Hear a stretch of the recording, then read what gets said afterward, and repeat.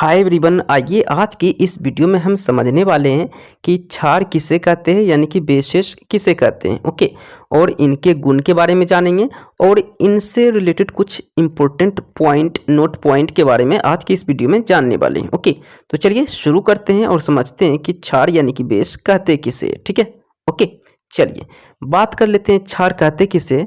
तो ये जब जल में विलय होता है, ओके, ये जो होता है जल में विलय भस्म को क्षार कहते हैं। ओके, जल में विलय यानी कि जल में घुलने वाले भस्म को क्षार कहते हैं। तथा क्षार, क्षार को ही भस्म कहा जाता है, इतना बात याद रखिएगा। क्षार कहिए या फिर भस्म कहिए, बात एक है। ठीक है, तथा भस्म यानी कि क्षार वह पदार्थ है जो जल में घुलकर हाइड्रोक्साइड आयन देता है। कैसा आयन देता है? हाइड्रोक्साइड माइनस आयन, क्योंकि हाइड्रोक्साइड पे माइनस होता है आप इसमें, तो हाइड्रोक्साइड यानी हाइड्रोक्साइड माइनस आयन देता है। ओके, जैसे कि सोडियम हाइड्रोक्साइड यानी NaOH, तो Na पे प्लस आयन और OH पे माइनस आयन, तो इस तरह ये क्या होता है, एक दूसरे से कंबाइन रहता है। ठीक है, जैसे में हो गया सोडियम हाइड्रोक्साइड, पोटासियम हाइड्रोक्साइड यानी KOH, okay, KOH, ammonium hydroxide यानी NH4OH। ओके, तो इस तरह ये क्या रहता है, कंबाइन रहता है। ठीक है, देखिए K पे प्लस आयन और OH पे माइनस आयन, NH4 पे प्लस आयन और OH पे माइनस आयन। ठीक है, तो इस प्रकार ये क्या होता है, जल में घुलने पर अपने आयन में टूट जाता है। ठीक है, यानी हाइड्रोक्साइड आयन में क्या होता है, ये तब्दील हो जाता है, टूट जाता है। ठीक है, चलिए इसकी गुण की प्रॉपर्टी की बात कर लेते हैं। ओके, तो क्षार का क्या क्या प्रॉपर्टी होता है। देखिए क्षार तो जो होता है ये स्वाद में कड़वा होता है, यानी कि जिसे हम तीखा कहते हैं। ठीक है, ये स्वाद में कैसा होता है, कड़वा यानी कि तीखा होता है।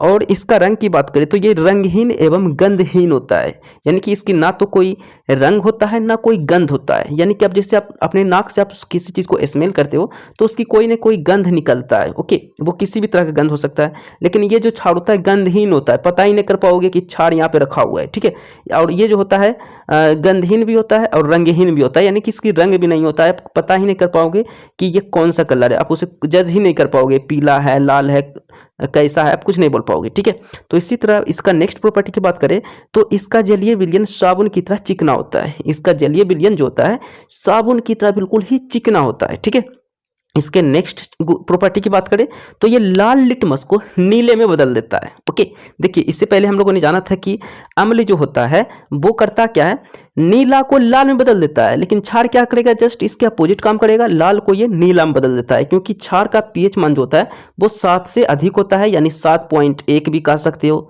7.2, 7.3, 7.5 कुछ भी कह सकते हो, 7, 8, 9। ओके, इसी प्रकार 7 से ज़्यादा कुछ भी पॉइंट में हो सकता है या फिर कोई एक नंबर में हो सकता है। ठीक है, ओके, चलिए अब इसके बारे में कुछ नोट पॉइंट जानते हैं। ओके, चलिए देखिएगा, अम्ल और भस्म यानी कि अम्ल और क्षार परस्पर अभिक्रिया करके लवण का निर्माण करते हैं। बहुत इंपॉर्टेंट पॉइंट है। ओके, जब आपसे पूछेगा क्वेश्चन इस तरह भी आपका बन सकता है कि लवण का निर्माण किस तरह किया जाता है, तो आप लिखो कि अम्ल और भस्म यानी कि अम्ल और क्षार परस्पर अभिक्रिया करके लवण का निर्माण करते हैं। एग्जाम्पल यहाँ पे आप दे सकते हो, जैसे NaOH ये हो गया आपका क्या, भस्म हो गया, और HCl ये क्या हो गया आपका, ये एक आपका अम्ल हो गया। तो ये दोनों अभिक्रिया करके क्या बना रहा है, NaCl जो कि साधारण नमक है, और यहाँ पे आपका जल आपका बन रहा है। ठीक है, ओके, फिर इसका नेक्स्ट नोट पॉइंट में समझते हैं कि धातु के ऑक्साइड अम्ल के साथ, धातु के ऑक्साइड अम्ल के साथ अभिक्रिया करके लवण का निर्माण करते हैं। जैसे धातु का ऑक्साइड हो गया Cu, एक धातु हो गया, और इसमें O यहाँ पे देख रहे हैं ऐड हो गया, यानी कि धातु जो है ऑक्सीजन के साथ जुड़ा हुआ है। उसका यहाँ पे एक अम्ल लिए H2SO4 जिसे सल्फ्यूरिक अम्ल कहते हैं। तो इससे जब हमने अभिक्रिया करवाया, रिएक्शन करवाया, तो हमें क्या मिला, CuSO4, जो कि ये क्या है जी, ये एक तरह का लवण का एक टाइप है, एक प्रकार है। ठीक है, उसका यहाँ पे जल बाहर निकल गया। ठीक है, सो इस प्रकार आज की इस वीडियो में हमने अम्ल नहीं, क्षार से रिलेटेड इंपॉर्टेंट पॉइंट के साथ क्षार को हमने डिस्क्राइब किया है। ठीक है, सो आज के लिए इतना ही, मिलते हैं नेक्स्ट वीडियो में। ओके, सो वीडियो अच्छा लगे तो लाइक करें, चैनल पे नए तो सब्सक्राइब करें और इस वीडियो को ज़्यादा से ज़्यादा शेयर करें। सो मिलते हैं नेक्स्ट वीडियो में, आज के लिए इतना ही। So thank you.